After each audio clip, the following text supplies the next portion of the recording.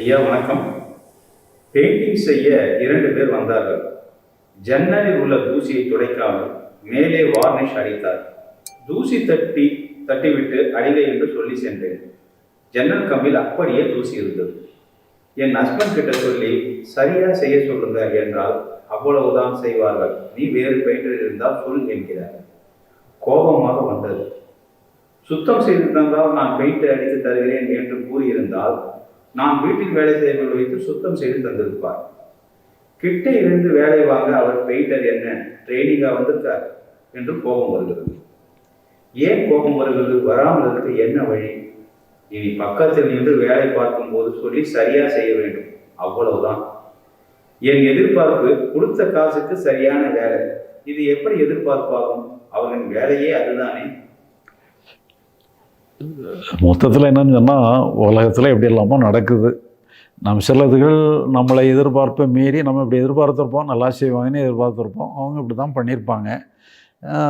நம்ம தெரிஞ்சுக்கிட்டதுக்கு பிறகு இதே மாதிரி ஒரு சந்தர்ப்பம் வரும்பொழுது நாம் எப்படி இதில் உள்ள குறை நிறைகளை நிவர்த்தி பண்ணுற மாதிரி என்ன மாதிரி இப்படி ஏற்கனவே. ஏன்னா சில இடங்களில் அவங்கள இந்த பெயிண்டரே எல்லாத்தையும் தூசியெல்லாம் தட்டிட்டு தான் பெயிண்ட் அடிப்பாங்க. இருந்தாலும் கூட ஒரு ஃபார்மாலிட்டிஸுக்கு தான் செய்கிற மாதிரி இருக்கும். நானும் பார்த்துருக்குறேன். பெயிண்ட் அடிக்கிறவங்க கூட க்ளீன் பண்ணி பெயிண்ட் அடிப்பாங்க. ஆனால் க்ளீன் பண்ணுறது கூட க்ளீனிங்கில் ரொம்ப ஒன்றும் இன்ட்ரெஸ்டடாக ரொம்ப அக்கறை காட்ட மாட்டாங்க. பெயிண்டிங் தான் அதிகமான இம்பார்ட்டன்ஸ் கொடுப்பாங்க, க்ளீனிங்க்கு ரொம்ப இம்பார்ட்டன்ஸ் கொடுக்க மாட்டாங்க. ஒரு ஃபார்மாலிட்டிஸுக்கு அப்படி இப்படி 2 தட்டு தட்டுவாங்க. நான் நல்லா தொடச்சி தான் பண்ணணும்னு சொன்னால் நாம் தான் தனியாக ஒரு ஆள் விட்டு தான் செய்யணும். அப்போ ஒரு நாளைக்கு ஆளை முதல்ல விட்டுறணும், அப்புறம் அதுக்கப்புறம் பெயிண்டர் வர சொல்லணும். வந்தீங்கன்னு சொன்னால் பெர்ஃபெக்டாக இருக்கும். எல்லாம் சில இதில் நம்ம அனுபவப்பட்டு தான் சில இதுகளை கண்டுபிடிக்க முடியும். அதனால் இதெல்லாம் உலகத்தில் சகஜம்தான். 2வது என்னென்னு சொன்னால், நீங்கள் மனசளவில் எப்போவுமே ஒரு நல்ல எண்ணத்தை வச்சுக்கிடுங்க. அவங்க தப்பே பண்ணனாலும் நாம் அவங்களுக்கு நல்லது தான் பண்ணணுங்கிற ஒரு முடிவுக்கு வந்தீங்கன்னு சொன்னால், அவங்க ஏன்னா இப்போ இந்த மாதிரி ஒரு சூழ்நிலை என்னச்சுன்னா உங்களுக்கு பாதிக்கப்படும். நீங்கள் வீக் ஆகிடுறீங்க. யார் வீக் ஆகிடுறீங்களோ வீக்கான இருக்கிறவங்களுக்கு பாதிப்பு ஏற்படும். அதனால் அவங்க செய்கிற தப்பு உங்களை பாதிக்குது. இப்போ நீங்கள் பலமாகணும்னா என்னென்னு சொன்னால், அவங்க தப்பே பண்ணினாலும் அவங்களுக்கு நீங்கள் உதவி பண்ணணுங்கிற மனநிலைக்கு வந்துடுங்க.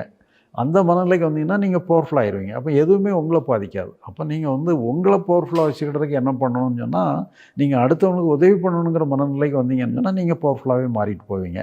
இப்போ அடுத்தவங்க உங்களுக்கு நல்லா நடந்துக்கணும், உங்களுக்கு நல்லா செய்யணும், உங்களுக்கு உதவி பண்ணணும், உங்களுக்கு நல்லா நடக்கணும்னு நினைக்க நீங்கள் வீக் ஆகிட்டே போயிடுங்க. அது உங்களை பாதிச்சுக்கிட்டே இருக்கும். அதனால் நீங்கள் அடுத்தவங்களுடையதை மைண்ட் பண்ணாதுங்க. அடுத்தவங்கள்ட்ட தப்பே இருக்கட்டும், அதை மைண்ட் பண்ணாதுங்க. நீங்கள் அவங்களுக்கு நல்லது பண்ணணும், அவங்களுக்கு உதவி பண்ணணும்னு நினைக்க நீங்கள் பவர்ஃபுல் ஆகிடுவீங்க. அதனால் உங்களை பவர்ஃபுல்லாக வச்சுக்கிட்டது தான் உங்கள் கடமை.